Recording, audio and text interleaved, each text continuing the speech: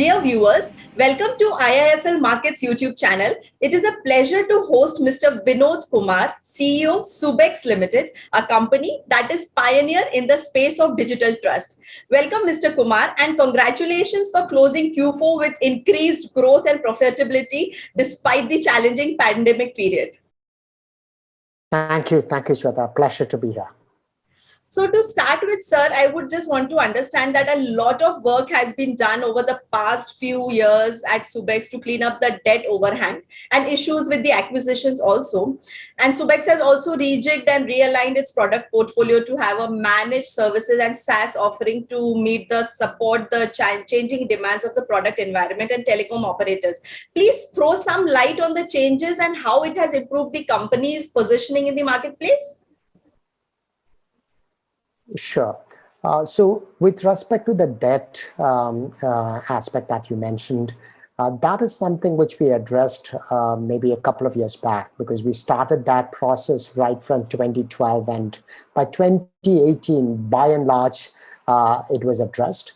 And then by 2019, we completely retired all debts of any kind whatsoever. Now, with respect to the product portfolio, what we have done is that from 2018, we have started investing around this digital trust portfolio. First of all, we took a decision to transition from a risk management provider of telco to a provider of digital trust solutions in a multi-vertical environment. So in line with that vision, from an execution standpoint, we translated that into a 3-horizon strategy. And thereafter, we came up with new product offerings, meeting the different needs in the digital trust space. So far, things have gone reasonably well. Obviously, this pandemic has come and put a brake on some of the new areas, because those were the up-and-coming areas. Those were the projects that were initially put on hold. But those things are behind us. Those projects have also started kicking in. So the products that have already hit the market in various phases of product market fit and tweaking and things like that. So it's quite exciting as we talk, and we are all looking forward to executing a lot more and making a big impact when it comes to digital trust in the digital economy. Correct. We also hope the same for Subex, that you grow manifold. Yeah. Sir, so the management team at Subex has also changed, with you and Mr. Venkataraman joining the company. We would like to know about some of the other leadership and business head changes, and what were the areas Subex needed a fix, and which of these attributes have you retained? Right. So I have been with the company for a long time. In fact, I have joined the company right from the start of the product journey. And before I took over as the CEO in 2018, I was the operations head before. The major change was that we were only focused on the core products of fraud and revenue assurance till 2018. And that is what we changed. As I said, we circled back after I took over with our core team and looked at what are the areas, and we decided on the digital trust as the key area to move forward.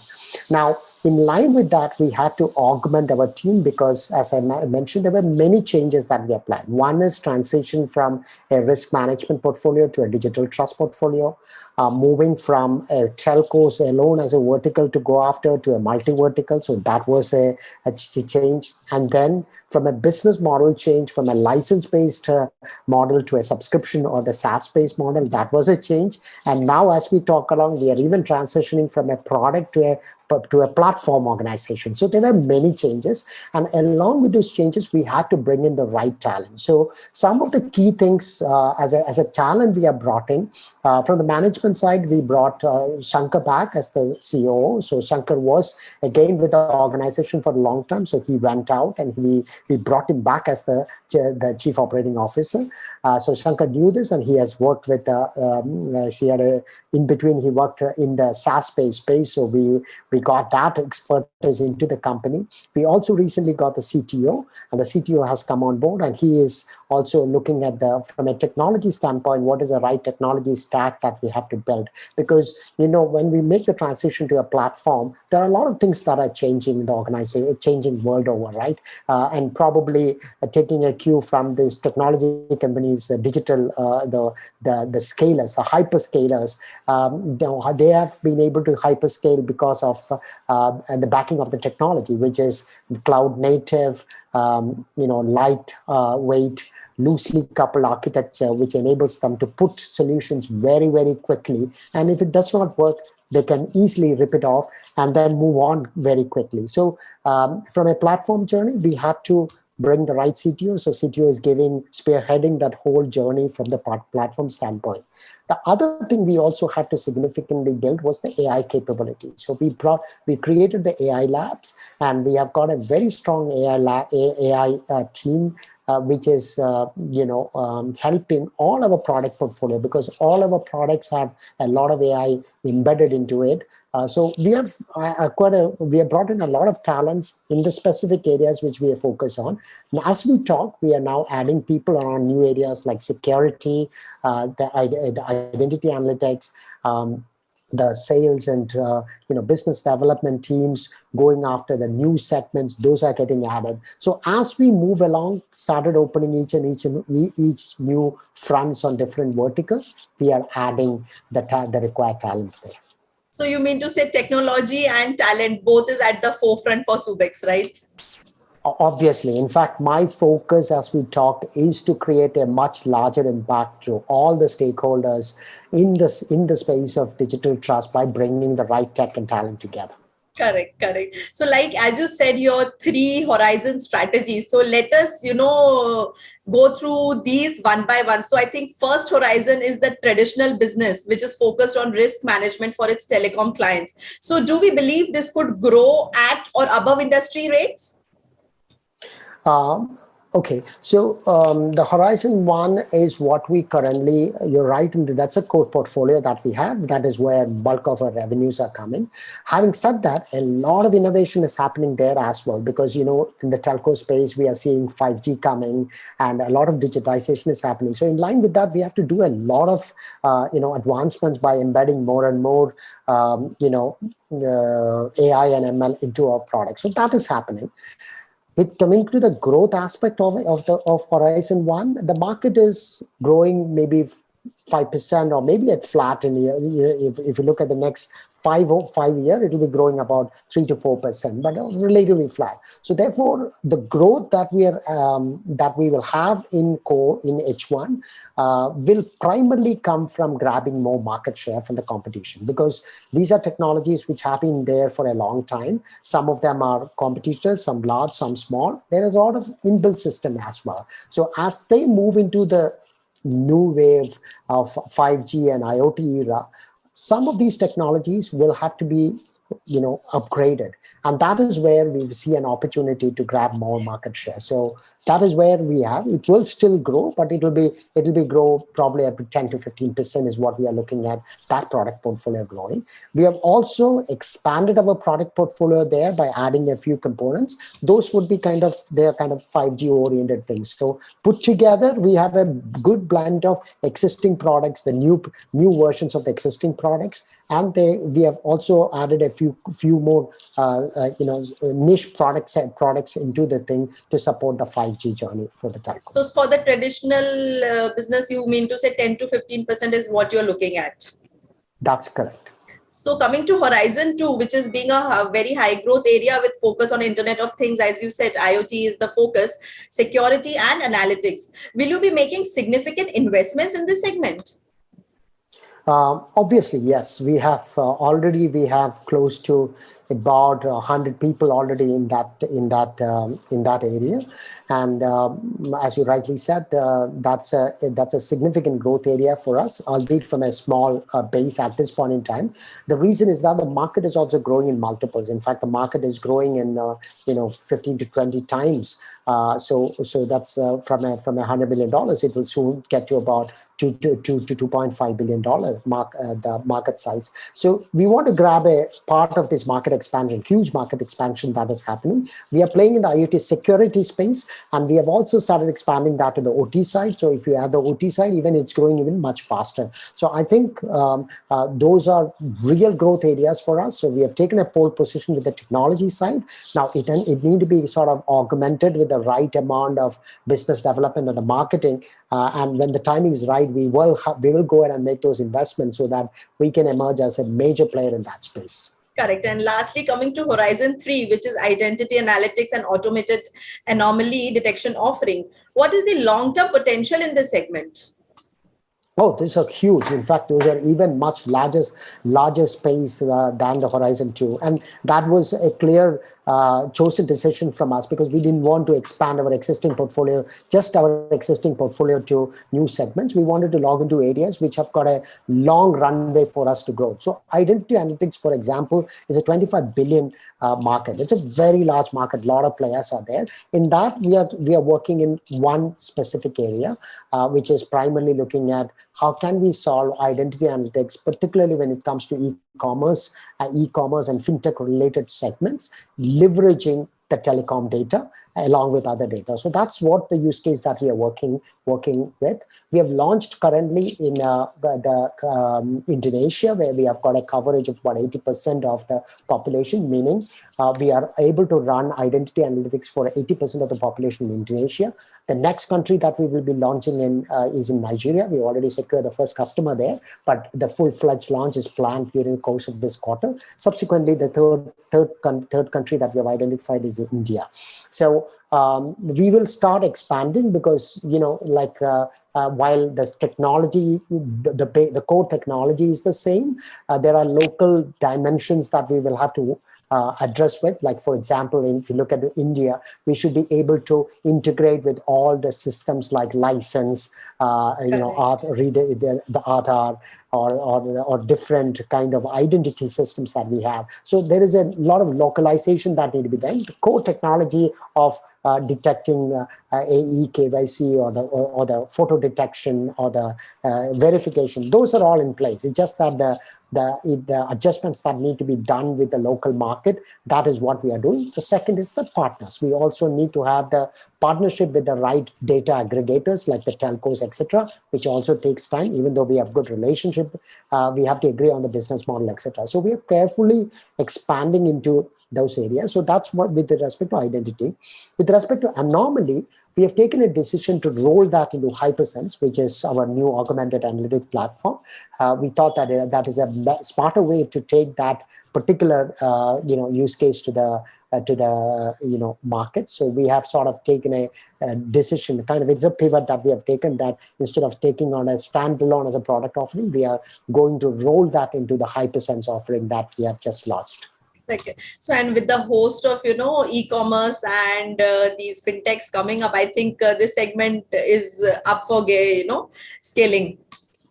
Exactly.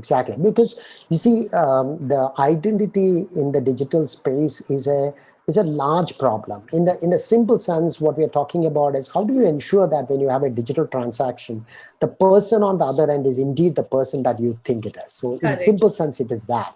But it's a very complicated problem, as you can understand. And anybody who has scaled their e-commerce business and having a revenue upward of $1 million would easily tell you that about 8 to 10% of the total revenue is lost because of the fact that this issue is not being solved. So this is a big value creator, the solving the identity issue. As you can appreciate that the physical identity we solved some way with Aadhaar, and you can imagine the kind of value it kind of unleashed for everyone. So the digital identity, which will be the even much more complicated because it's all going to be around some identity. Currently it is phone number, but we don't know whether it will be phone number or something else tomorrow. But that identity is going to be a very central point around which the entire system will be built. And there's a lot more work need to be done to solve that, to ensure that you're very sure that as a subscriber you're dealing with the right enterprise, and as an enterprise you are dealing with the right subscriber. And this can be expanded to many areas, right? Like, for example, look at students, or let's say talent. If you look at how do you ensure that the certificates are accurate, or they're not fabricated, or if somebody comes with a experience certificate, how do you validate that the experience is accurate? So these are the problems that the industry today is facing, and these are all areas where with the application of identity, we can make a significant progress for the benefit of everyone in the ecosystem. Correct. So this process, in fact, like you said, for students or for professionals, this could be a very simplified kind of a process. it's just not a it's not a simplification. Today it is, without use of a technology, you can't solve it, right? I mean, You today can't solve there it. is Correct, no correct. way you can find out whether the certificate is fabricated. Today, if you look at, if a student applies for a university abroad, just I'm taking an example, they will have to get a certified copy of the certificates, and Correct. it costs anywhere from $40 to $50 for get that certification done. Now, $40 to $50 for just getting a certification, where again at the end of the day you don't know whether it is true or false, and those are the things that can be solved smartly with the right intervention and technology. And Technology, correct. therefore, it is for the students, it is good, it will be very good because they can do it at the comfort of their home with a fraction of the cost. For the universities, it is very good because they know that it is authentic information coming. And for the colleges who is doing the validation, there again they can do it much more easily, because this $40 is not just going to the college, it is going through some agents and whatnot, whatever it is there. So there's a lot of value creation that is possible. Just with them, it's a huge area, and we are just scratching the surface at this point in time. Right, right. Looking forward to something like this. So, sir, like among various investments that you have already talked about, like an IoT lab for cybersecurities capabilities, you also plan to foray into emerging verticals like fintech and e-commerce by expanding the digital trust business, as you said. So, give us some sense of the scale of investments and the impact on future growth from these. Yeah.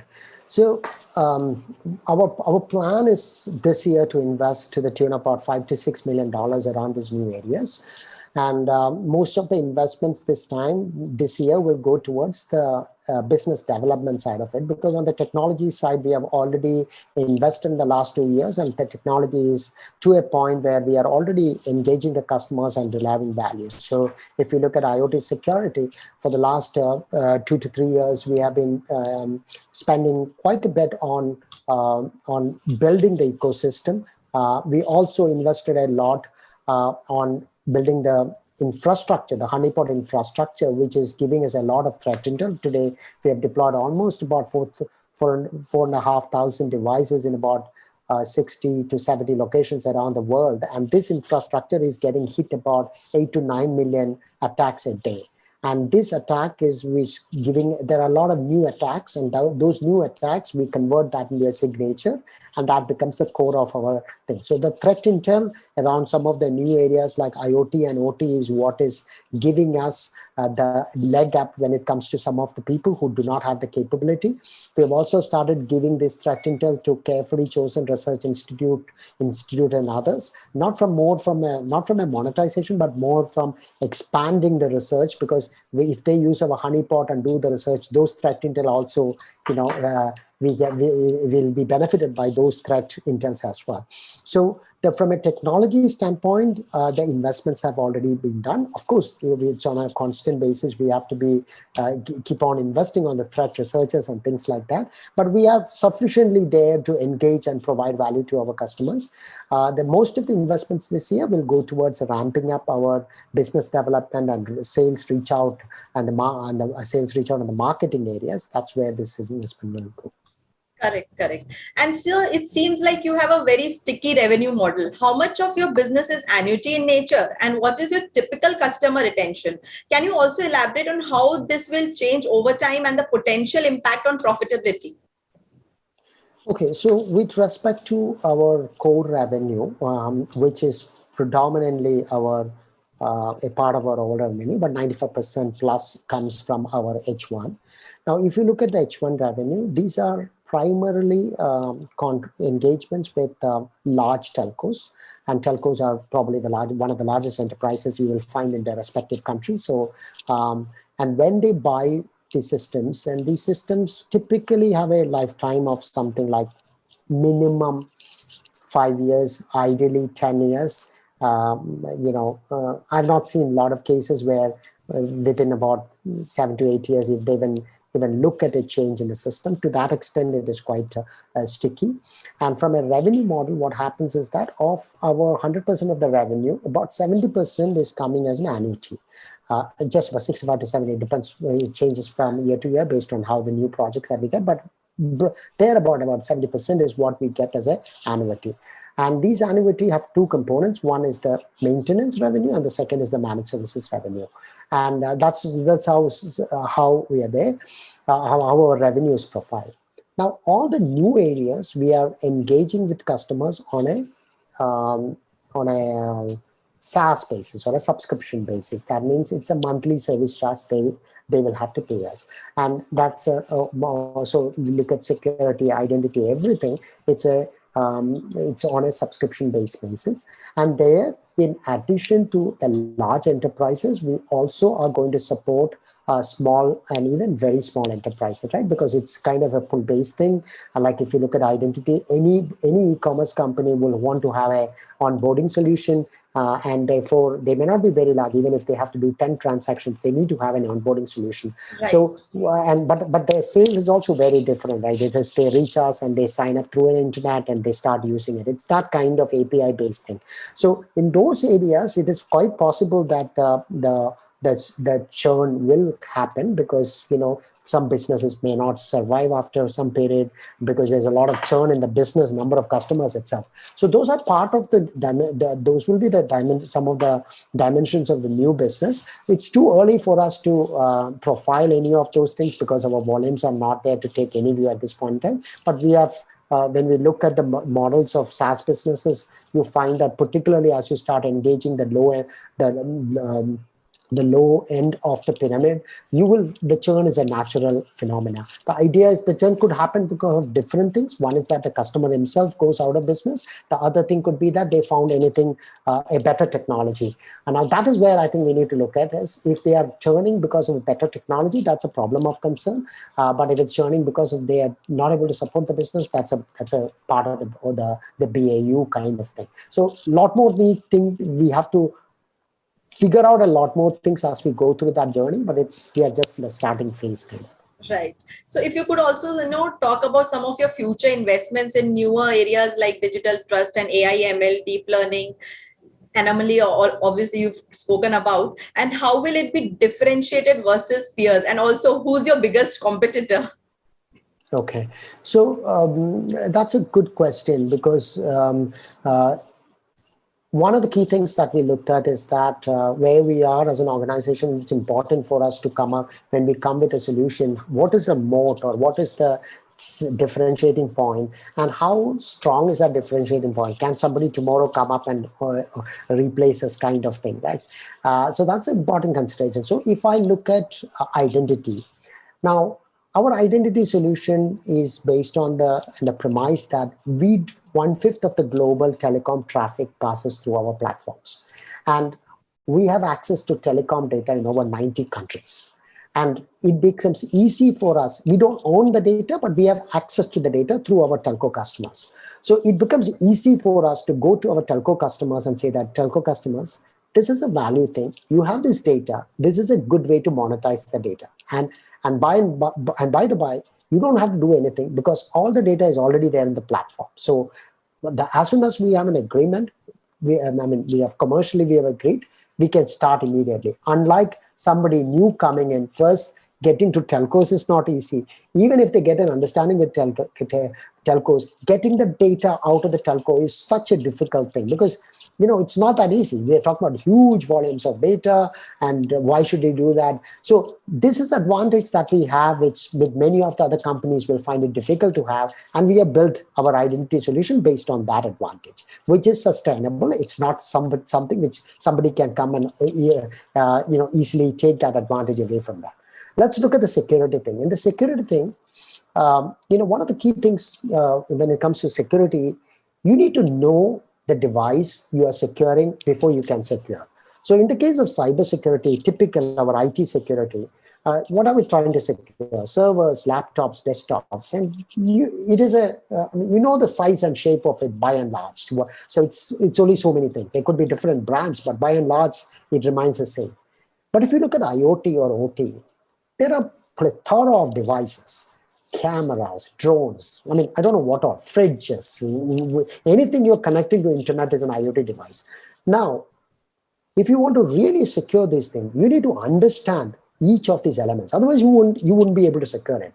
And the strength of the security depends on the weakest link, right? So if you're secured IT, you are secured your computers, laptops, but your air condition, which is connected to internet, or a camera, a small camera that is connected outside your house, it's not secure. That's the weakest link, and that determines the entire security of your entire network, right? So therefore, building a security means that it takes time.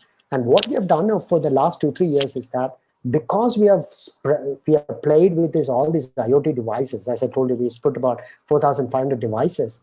We have started understanding how an IoT device should behave in a normal situation, and we are able to understand the abnormal behavior. For example, let's say that a street light is supposed to get a switch on, and once in a while it's supposed to be on and send the data to the center command center. But if you find that a street sensor or a street light sensor is continuously sending, then there is something wrong, right? I'm just giving you a sense of the anomaly. Yes, yes. So we have, over the period of last 2-3 years, because we are trying to find out these devices. We have got this threat intel. First of all, we got the threat intel, which is unique to us. Of course, there are others who are there, but we definitely think that we are much more threat intel than any others when it comes to IoT. And the heuristics of how these devices work is something which we have learned. And the devices work differently in different networks, different architectures. And IoT, there is no standard architecture. There are plenty of architectures. So everything makes it so complicated. So today, that's the reason why in every competitive RFP, we are coming right on the top because of our focus on IoT. So it's not that others cannot play.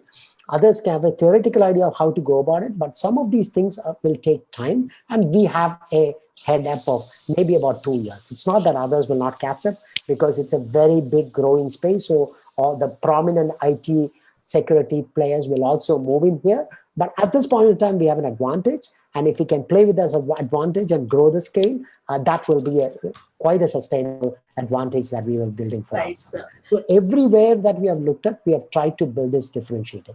Coming to the competition, in some of these new areas, the competition is quite local. So, for example, in the identity, there are some local providers in Indonesia who are competing with them, not something global. We have some global players, but they are not playing in the space that we are at.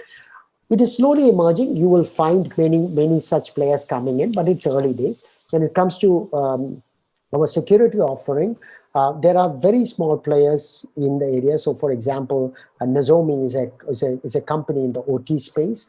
We are competing with the OT space. IoT, there was a company called Syncbox, which was acquired by Palo Alto. So we will see more competition coming, but it's early days, and we can't say somebody as a major competitor. For our core areas, we have competition. Like we have competitors like Mopili and Vido is a competitor for our core area, fraud and as on the billing side, Amdocs is a area. On the network side, Netcracker is area. So on our core side, we have identified established competitor, but when some of the new areas, it's still evolving as we talk. Right. And so my last question would be, how do we think about the long-term profitability of the company? Do you think we are evolving from a managed services company to a platform-based company, and hence our margin profile will accordingly reset higher? Okay, I would not categorize ourselves as a managed services company at this point in time. We are a product company. We do managed services around our products based on customer requests. So we definitely are a software product house and not a managed services company. Where we are taking is that we are taking the platform. Now, definitely the platform and the SaaS-based business means that there's a lot more, standardization, and therefore some of the cost that is required to support and maintain the system comes down for both our customers and ourselves. So in theory, definitely this should result in a higher profitability. But in the formative years where we are transitioning, there will be more costs that we would incur with respect to the business development, and we'll be investing ahead of time, ahead of the revenue. So the view is that in the short term, our profitability overall as an organization will be pretty much in the current, similar to the current profile. As we start the SaaS or the subscription business becoming steady state, you should see an increased profitability. Thank you so much, Mr. Kumar, for giving us this opportunity to interact with you and understand the company's business plans and growth strategies. We wish you and your company all the very best, and I am very sure your shareholders would have been really delighted to receive a dividend of rupees 15 for FY21. Thank you, Shweta. Thank you. It's a pleasure to be here. Obviously, our vision is to become a major provider in the area of digital trust, because along with the business opportunity, it is also important that as we build and build and depend everything on this digital world, it is also a safe and trusty one. So it's very important that what the purpose and our vision. And we are fully committed to make this happen. Totally, sir. Thank you for giving us this time. We look forward to having you more on our platform. Thank you, Shweta. It was a pleasure.